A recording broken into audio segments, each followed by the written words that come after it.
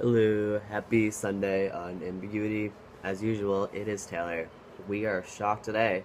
I'm posting twice in like a week frame, and that's impressive to me because I haven't posted in like consecutively in like a month. So kudos to that.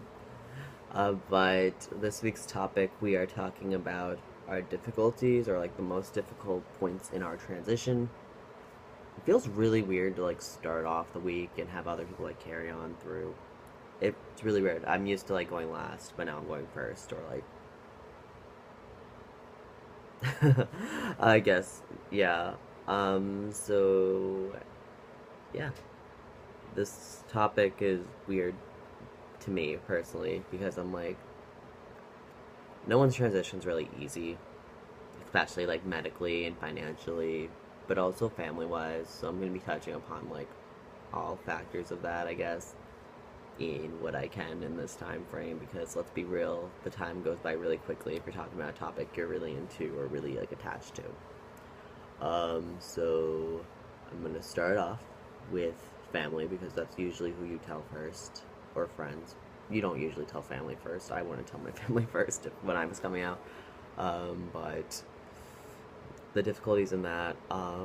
My dad was really difficult to come out to. My dad's always been difficult to come out to about different things or tell different things because we have very contrasting views on things.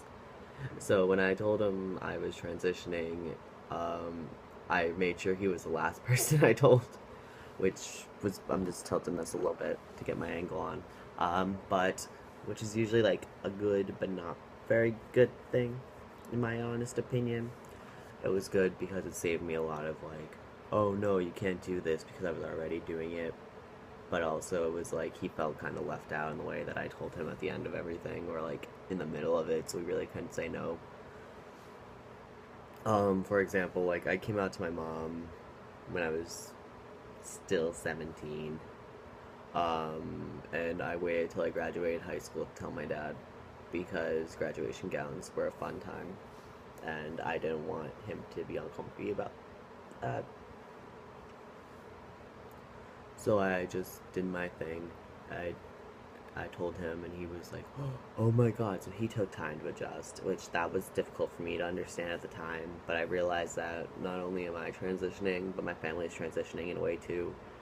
Not the same type, but like when you know someone for most of their life, 18, 17 years in my instance, I have to understand that people are going to take time to move forward in their lives and to understand, especially parents, that the child you've been raising and calling this name and these pronouns doesn't use this name and these pronouns anymore.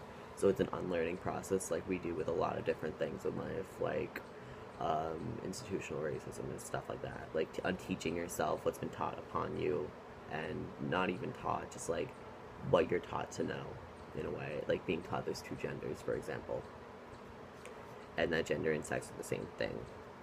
None of that's true. Uh, but yeah, that's like a huge thing, and he's still coming around, and he's still screwing up with pronouns, and I'm like, beard, you're looking dumb, not me. So at this point, I'm just comfy with myself, and I'm like not looking for that validation from him. It's appreciated if he does, but it's more of a way of him validating himself, which is real.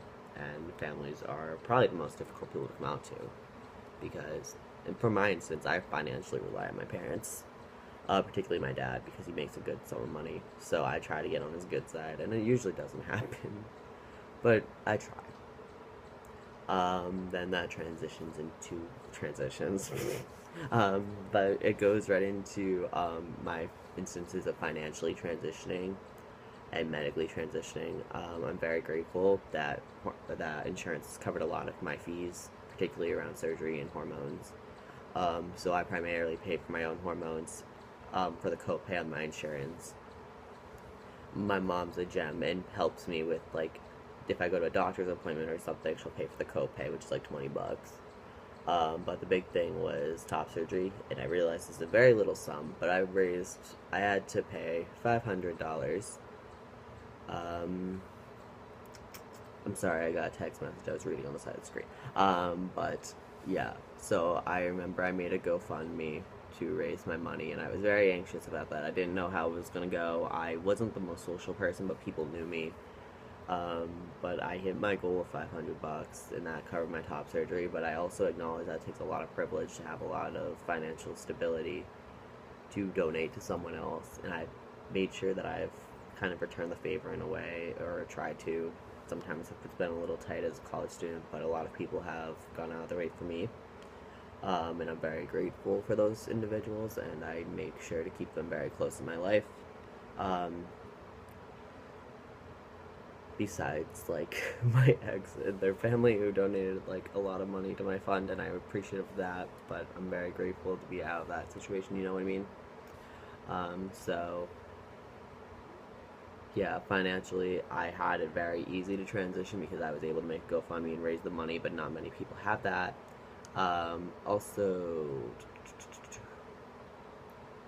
I was very grateful that for the later half of my transition, maybe from like freshman year on, my resources have been very much in my area of Western Massachusetts. When I lived in Central Mass, I don't really have those resources around me, so that was very difficult to find. And I know people have to travel really far. And I know, like, if I was looking for a phalloplasty, I know someone in my area who went to like California, which is out of reach for me financially. So like, kudos to you for being able to do that. So that rounds up the topic. I'm gonna get 6 minutes, so just quick updates. I'm living, I'm breathing, as usual. Reach out to me. Instagram, Taglick, Tumblr, Gentle Masculinity, group Tumblr, Ambiguity Guys, tumblr.com. The T is just T, not TY. Awesome, I'm gonna round this out. Have an awesome week. I will hopefully see you next Sunday.